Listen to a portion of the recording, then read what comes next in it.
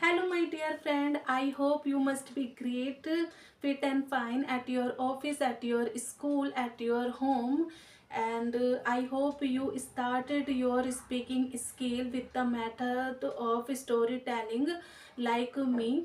I'm going to tell you a beautiful story in my own words in front of you. My story name The Wolf and the Crane. Once upon a time, a wolf was very hungry and it wandering here and there in searching of food, but it could not any food. One day it found a lamb grazing, and it killed the lamb and started eating.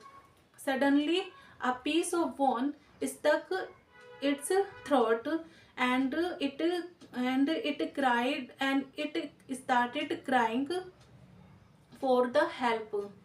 A crane heard the crying of the wolf. The crane went to the wolf, and the wolf lured the crane if it would give it a lot of rewarded. The greedy crane instantly agreed, and removed the piece of bone. The wolf thought, and the wolf relieved his pain instantly, and the crane asked the reward of the wolf, and the wolf said, "Run away from here, otherwise I will kill you. I have already rewarded you without eating your head. You run away from here, otherwise I will kill you." The the greedy and the poor crane run away from here, saved his life.